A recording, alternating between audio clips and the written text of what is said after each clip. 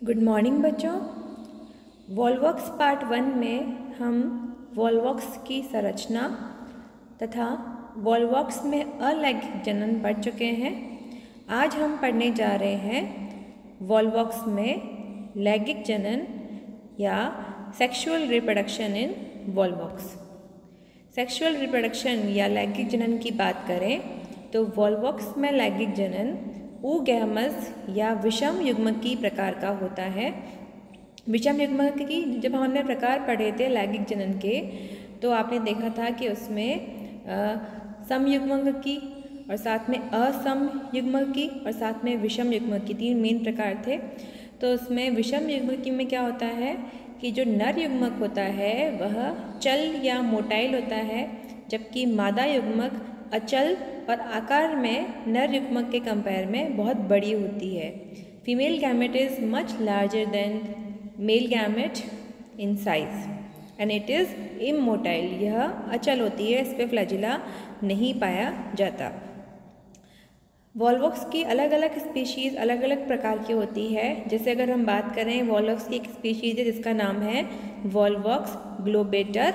Volvox ग्लोबेटर जिसमें कि जो कि क्या होती है उभयलिंगाश्रयी या मोनोएशियस होती है। उभयलिंगाश्रयी नाम बता रहा है आपको, जिसमें मेल तथा फीमेल दोनों गैमेट एक ही थैलस पर उगते हैं उत्पन्न होते हैं, तो उसे हम कहते हैं उभयलिंगाश्रयी। उभयलिंगाश्रयी का थैलस के रूप में एक नाम और होता है समजालिक या जिसमें होमोथैलिक। होमो मतलब सेम, थैलस मतलब थैलिक मतलब थैलस या सुकाय। तो ऐसा सुकाय जिसमें सेम थैलस पर सेम सुकाय पर नर तथा मादा युग्मक दोनों पाए जाते हैं उसे होमोथैलिक कहते हैं। होमोथैलिक के अंदर एंथ्रीडिया और ऊगोनिया। एंथ्रीडिया क्या होती है पूधानी और ऊगोनिया क्या होती है अंडधानी। तो पूधानी और अंडधानी दोनों कहाँ पाई जाती है, एक ही थैलस पर पाई जाती है। तो हमने क्या क्या पढ़ा कि पहले वॉल्वॉक्स में उभयलिंगाश्रयी प्रकार का उदाहरण है वॉल्वॉक्स ग्लोबेटर। उभयलिंगाश्रयी को हम समजालिक या होमोथैलिक भी कहते हैं, दोनों पर्यायवाची हैं, जिसमें एंथ्रीडिया और ऊगोनिया एक ही थैलस पर उत्पन्न होती है। एक और वॉल्वॉक्स की स्पीशीज़ है जिसका नाम है वॉल्वॉक्स रोज़ेलेटी। वॉल्वॉक्स रोज़ेलेटी।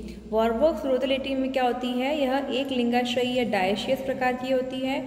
नाम बता रहा है कि इसमें नर तथा मादा युग्मक अलग अलग थैलस पर पाए जाएंगे। एक थैलस पे या तो नर युग्मक उत्पन्न होगा या मादा युग्मक उत्पन्न होगा।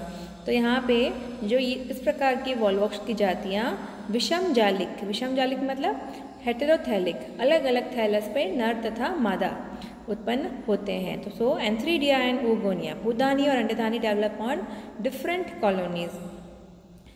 Reproductive cells mostly differentiate in the posterior part of colony. यहाँ पे मैंने आपको जब अलैंगिक जनन बताया था तो उसमें भी यही था कि पश्च भाग की कुछ कोशिकाएं गोनिडिया में परिवर्तित हो जाती है। उसी प्रकार से अगर लैंगिक जनन की या सेक्सुअल रिप्रोडक्शन की बात करें तो इसमें भी पश्च भाग की कुछ कोशिकाएं जो जनन कोशिकाओं में कन्वर्ट हो जाती है और क्या बनाती है। बेटा इसमें अगर आप नाम सिर्फ समझ लेंगे तो आपको बड़ी आसानी रहेगी याद करने की। गैमेटेंजिया या युग्मकधानी। युग्मकधानी ऐसी कोशिकाएं होती है जो युग्मक का निर्माण करती है।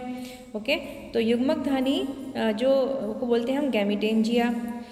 अगर हम नर युग्मकधानी की बात करें तो वो होगी एंथ्रीडिया जिसको हम पूधानी कहते हैं हिंदी में, और मादा युग्मकधानी की हम बात करें तो उसको कहते हैं ऊगोनिया या अंडधानी।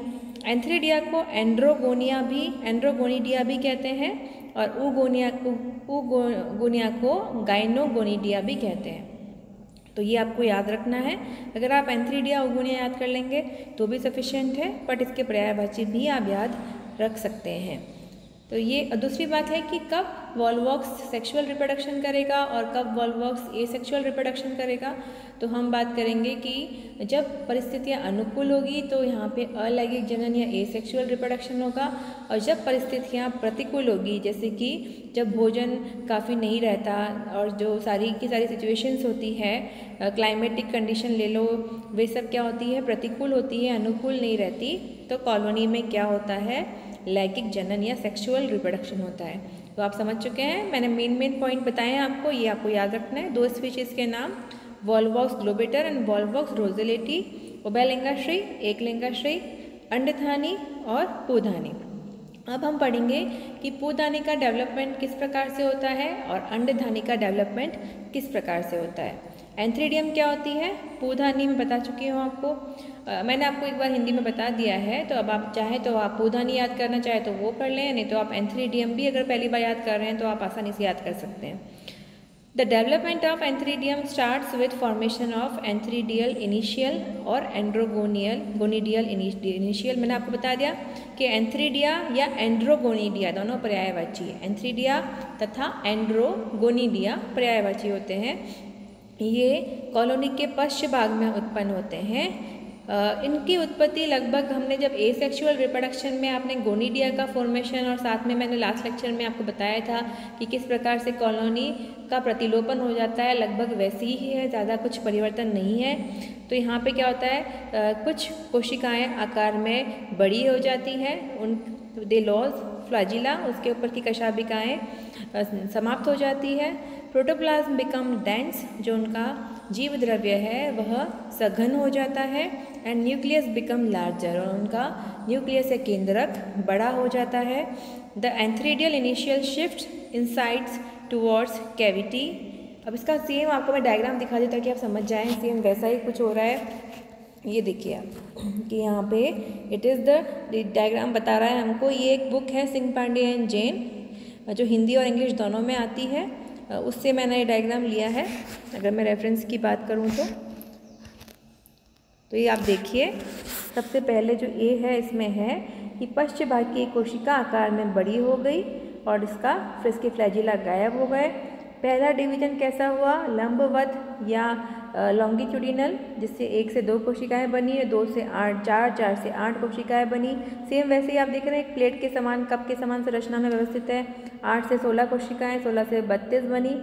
और उसके बाद में इसका क्या हुआ, सेम जैसे हमने कल पढ़ा था, लास्ट लेक्चर में पढ़ा था, जिसमें हमने पढ़ा था कि प्रतिलोपन कैसे होता है, वापस से वैसे ही प्रतिलोपन हुआ। कैसे होता है, वो अंदर की तरफ, अंदर वाला हिस्सा बाहर, और धीरे धीरे इनकी ये यहाँ की तरफ बढ़ेगा और ये वाले हिस्से यहाँ की तरफ बढ़ेंगे।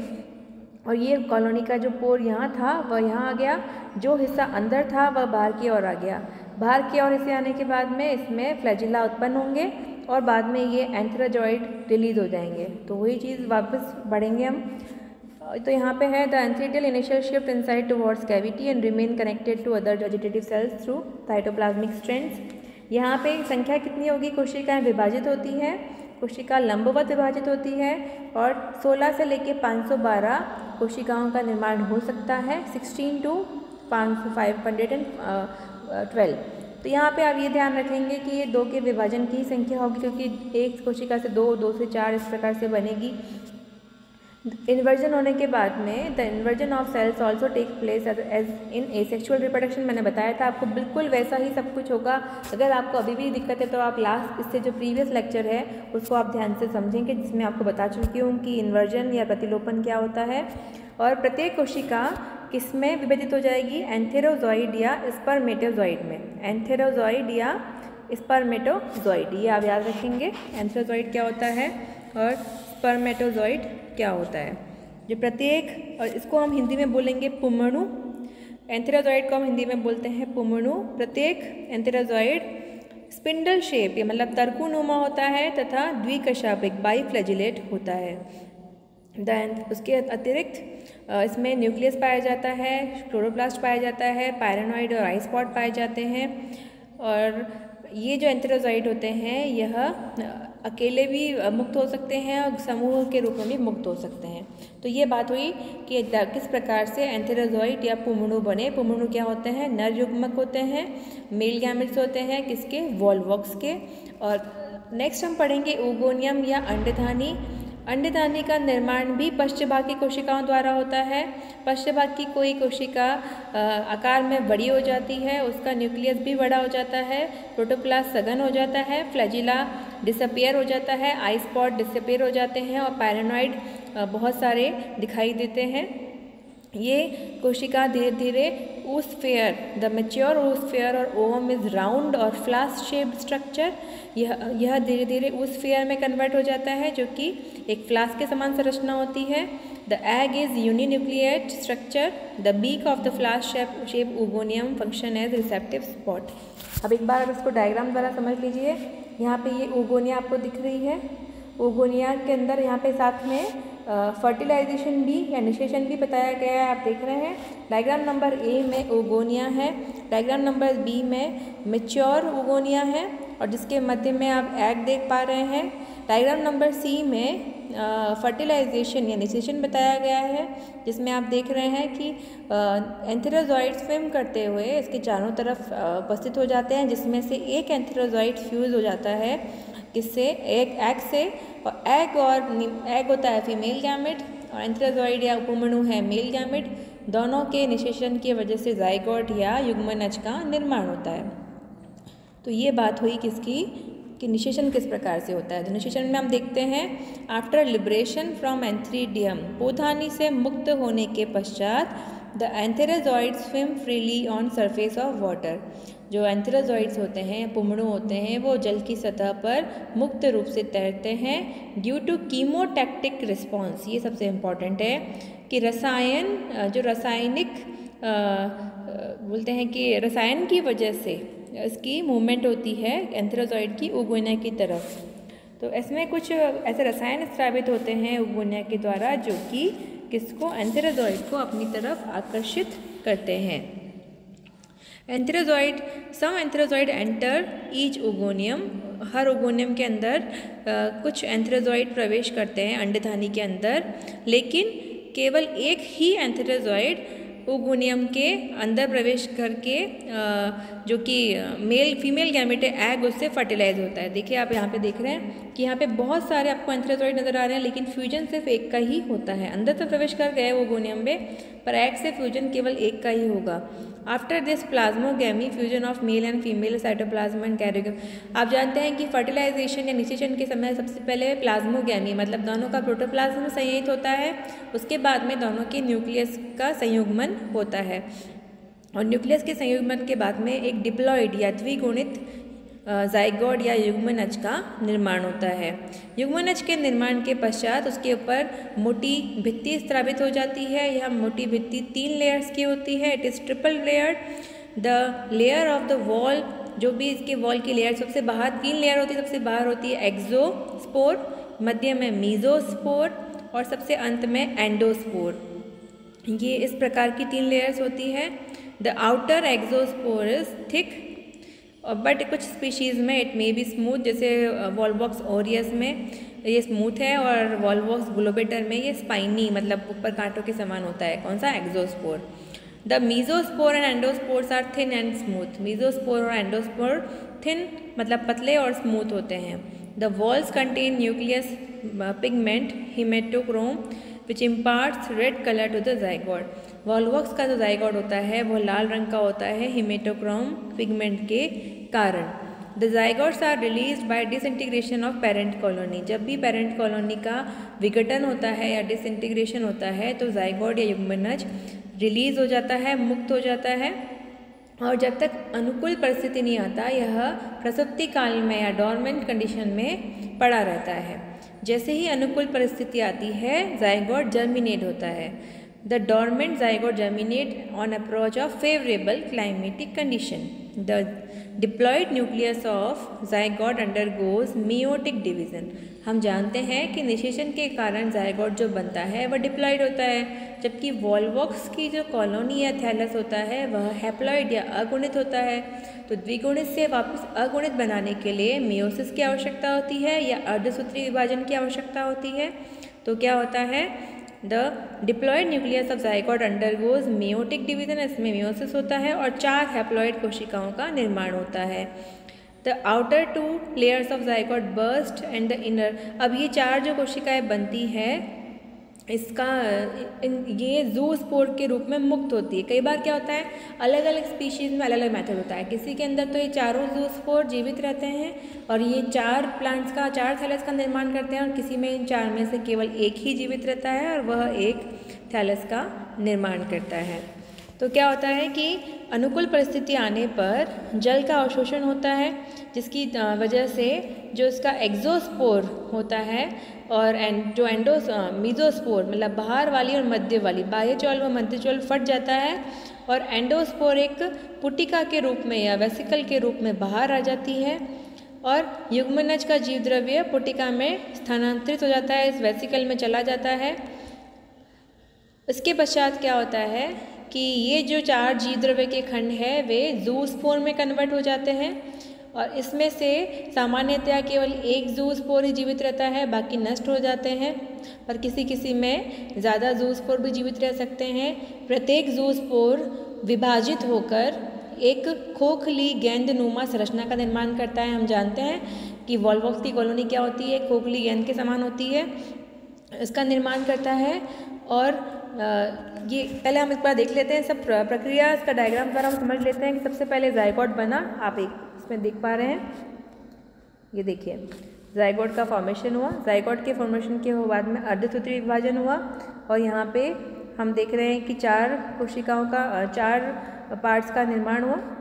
ये देखिए ये जायगोट, यहाँ पे इसमें अर्धसूत्रीय विभाजन द्वारा 4 खंड बन गए जीव द्रव्य के। बाह्य चोल मतलब एक्सोस्पोर और मीजोस्पोर दोनों फटे और ये एंडोस्पोर एक वेसिकल के रूप में बाहर निकला। सामान्यतया 4 में से एक ही कोशिका जीवित रहती है और यह एक कोशिका विभाजित होकर क्या बनाती है, एक गेंद का समान संरचना बनाती है। ये गेंद का वापस इन्वर्जन होता है, मतलब ये पलट जाती है, अंदर वाली चीज़ बाहर और बाहर वाली चीज़ अंदर।